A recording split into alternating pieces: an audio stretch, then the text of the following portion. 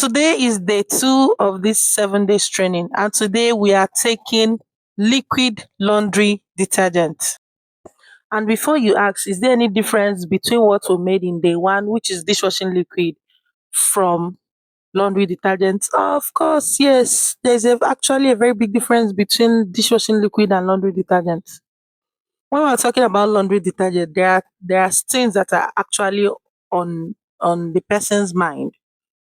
Fragrance, it should make their clothes to smell nice, but that's secondary. The basic thing everybody wants to know about your liquid laundry detergent is, does it remove stains?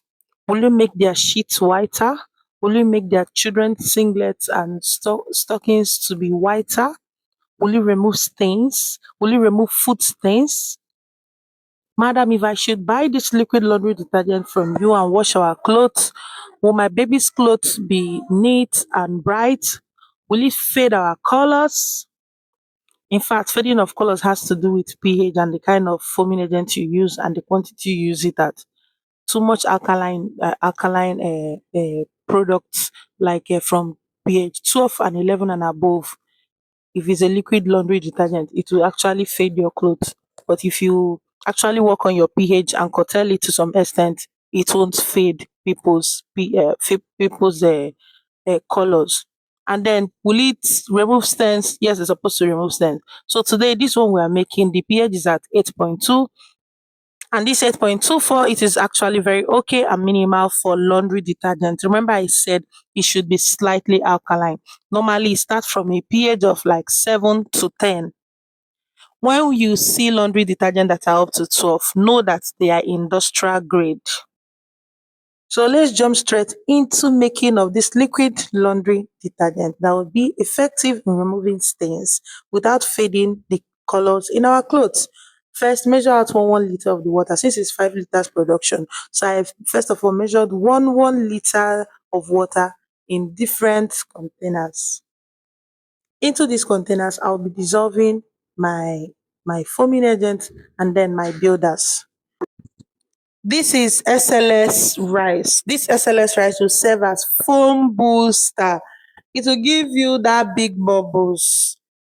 Then here, what I have here are my builders, which is soda ash to activate our sulphonic, balance our pH, sodium sulphate to help with our viscosity, and then a little bit of salt to help with our texture. These are what I added here. I know you are asking in your mind, what are you going to use to boost this laundry detergent if you don't have enzymes? Let me explain to you. There is something called sodium bicarbonate. Sodium bicarbonate is a blend of hydrogen peroxide and soda ash, which is sodium carbonate. When you blend these two together, oxygen will be released and then you form sodium bicarbonate. This sodium bicarbonate is known as oxygen bleach. It is color safe. It won't fade your colors, but it will help to remove stains from your clothes. It's just about knowledge. If they don't tell you, you won't know. These are what our big brands like Tide use, Surf, in making their liquid laundry detergent. So what I first added into this water, this little quantity of water, is soda ash. The measurement will be on the screen. And then after adding your soda ash and dissolving it, you now go in with your hydrogen peroxide. Bear in mind that hydrogen peroxide, if it touches your hand, it go pain you. It will pain you. It used to burn the hand and turn your hand into white. Now that you have finished preparing your sodium bicarbonate, set it aside. Let's move to the next stage. For the next stage, we'll add in the rest of the water, which is 3 liters of water, into our mixing vessel. When you are making this soap, use something very big. Don't use this kind of small container I'm using.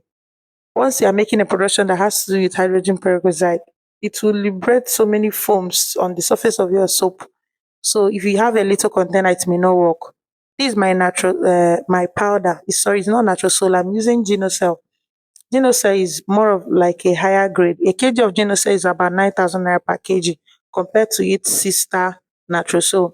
Natrosol is somehow cheaper, but you may experience some kind of things from Natrosol that Genocell is better. Just buy Genocell. Tell that person that is selling chemical for you, please, do you have Genocell? that you don't want to buy the other one of the one they call Natrosol, so you want to buy Genocell, they will sell to you. Like I said, it's just around 9,000 naira per kg. So you can do the math. You can buy 250 grams, you can buy half kg, 500 grams, you can even buy quarter.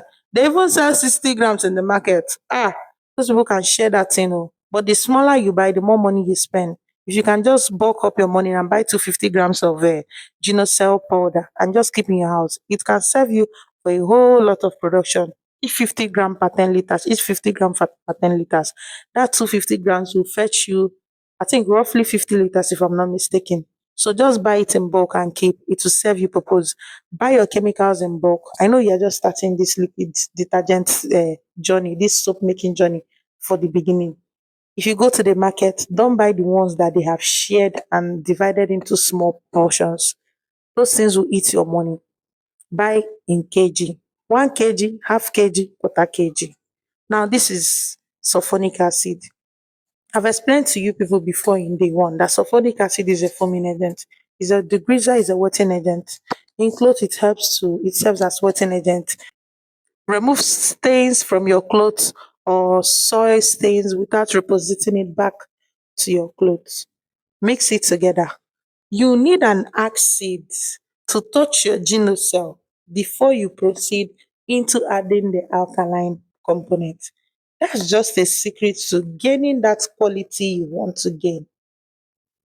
Run in your acid, of which I'm using sulfonic acid in this recipe.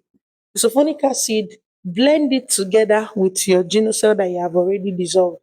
Make sure that this is your first stage, you dissolve well to avoid things like messaging me on WhatsApp and telling me, Bam Glam, I made my own soap and after making it, you divided into two, it's separating. There is water under, there is lump below, there is lump under. Ah, it's because you didn't mix well. Oh. It's not the recipe, it's you. It's you not actually following the procedure very well. The next thing you're going to do is to add in your Texapon gel. This Texapon gel, when you combine a very good amount of Texapon with sulfonic acid, you have high washing power, high foaming power, and high cleansing ability in the soap. By the time you increase the quantity of this sulfonic acid and Texapon respectively into this recipe, that means you're actually building more foaming power to your soap. Please don't be deceived with all those fake foam boosters they used to sell. Those ones they used to sell 1 liter, 500 naira, that they will mix behind their shop and come and sell to you. If you have the right formula, you have a very good outcome. If you want to add a foam booster to this production, you can use the SDBS that I taught you, that you know what is inside there. You can also use other types of foam boosters like the types of cocoa amide. Please don't allow these chemical shop people to sell things that are irrelevant to you just for them to sell off all the chemicals in their shop because they need to sell it off. Some of them don't even know the reason why they even bought the chemical they are selling. Be apt and make sure you know what you are going for when you are buying chemicals. Don't allow anybody to confuse you. The next thing I'm trying to do now is to add in my already dissolved SLS into this production. Add in that SLS and mix it well. Now, what we have added so far is water, Natrosol, sulfonic acid, Texapon, and XLS. I noticed that my mixing vessel was small, so I have to turn it over to something bigger to be able to accommodate the rest of the production. Add everything together. Make sure everything is well dissolved before you add your builders. Before you add your alkaline part of this production, make sure that everything is well dissolved because once you add it up, everything will thicken up on you. Fast, sharply. Now let's continue. Get your dissolved soda ash, sulphate, and salt that we have finished dissolving. Before you ask which kind of salt, please, it's kitchen salt, the one you use in cooking your soup and your stew. That's the salt. Then sodium sulphate to help it to build that viscosity. And then the next thing I'm doing there is I added a soda ash to help to activate our sulfonic acid and also balance the pH. Now what I'm dissolving is my preservative. Because of this type of production we are making, I think you should use something like methylparaben in this production. It's just a suggestion, but if you can't find it, you can use your sodium benzoate. So once you are done, add in the mixture of your sodium percarbonate. Remember when we made it in the beginning of the video? This will serve as our booster that we are going to add in this laundry detergent.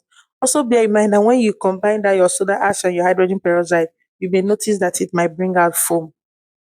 Once you are done, you can go in with your fragrance and then you keep it aside. You can also color and then leave it till the next day. Bear in mind that the fragrance I'm using before you asked, I'm combining a Cindy and then lemon. Combine the both of them together to give me like a total of 30 ml in this production. And it actually smells amazing. Bear in mind that immediately you add in that sodium percarbonate mixture, that liquid, to this production, it will kind of thin out your texture, but not totally. It will kind of thin out the texture of the natural so you have. Hydrogen peroxide has this way of thinning out gum thickeners in liquid detergents compared to those who make liquid detergent without gum thickeners. So you might actually experience it. So I gradually added this bicarbonate that we made bit by bit. Sometimes if you add it by full force, depending on the quantity of the soap you are making, the whole soap might start foaming and start pouring out from the missing vessel. I've experienced it before. That is why I added it two times. I first pour the first one, mix it thoroughly before the second one. In the case of big production, you might have your production even spilling over from the container. Now choose your color very well. I would suggest if you are just starting this business and you just joined me from this training, work with colors that people can easily identify as that product. Example, laundry dishwashing liquid, people always go for green or yellow, even though other producers make other colors. For laundry detergent, work with colors that you see in the supermarket. If I enter the supermarket around me, what I normally see persil purple, persil blue, and persil pink liquid detergent. So work with the one that you can easily convince somebody that this is liquid laundry detergent. What I did was just I took out a bit. I know I've checked the pH in the beginning, but I took out a bit and added my methyl orange indicator to see the color code it will give me. I wanted to make sure that I was in the right color mixture before I start adding my pink color. I always say before you add in your color, and if you are using this type of pH indicator, make sure you dish out the soap quantity you want to check its pH so that the color of the soap you add will not confuse you with the color of your pH. So that was what I did. And immediately I added it, I noticed it was green color, but a very dark green. So I knew it wasn't something around 7. I know it was almost proceeding to blue color. So I was inside my mind, I was actually anticipating it to fall between um, almost 8. All the same, to be very sure and accurate. This is not very accurate. This is just will give you a guide on what you are doing. To be very sure, by the end of this video, I'll also use the pH meter to check it. And when I used the pH meter to check it, my pH was around 8.2.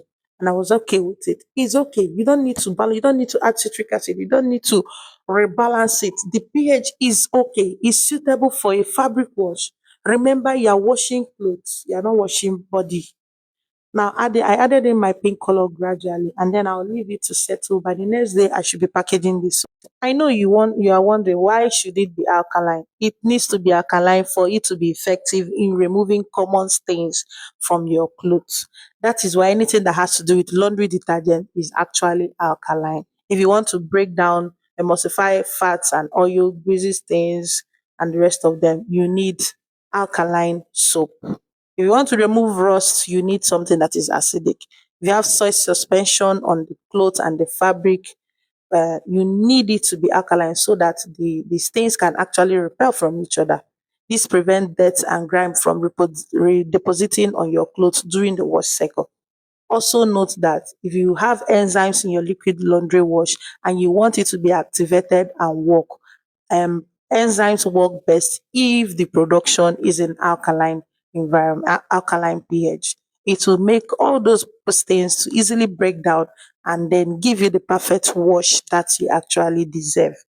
Another question that I know that you might have in your mind to ask me is, Why does some liquid detergent fade the colors from our clothes? There are so many reasons for that. It's not only in the formula. I know the formula actually matters, or whether the person is using harsh chemicals, but have you thought about the production itself? Is a production have so much optical brightness in it that is supposed to make your clothes look bright and nice? Why wouldn't it fade colors too?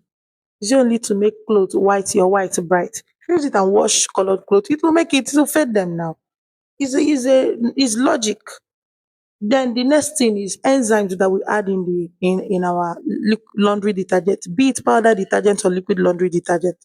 And you now add it in excess so that it will remove so much things. Or the company you bought from, they actually wrote on the body, remove the toughest things. All those grammar means it has those active ingredients in excess. Therefore, it will fade colors. The next thing, the next option I want to talk about now, why the colors of your clothes fade, has to do with you. Yes, you, the way you wash your clothes. Too much friction in the washing machine, the tumbling and turning and tumbling and turning. You want it to wash very, very well. So you now tumble your clothes in the washing machine for 1 hour. Your jean, rip out all the materials, all your fabrics, and all the threads and yarn they use in making your clothes, exposing the fabric to to your detergent, and then it will fade. It's color now. The way they take dye the color to color the clothes, the same way you are using your washing machine to remove it from your clothes.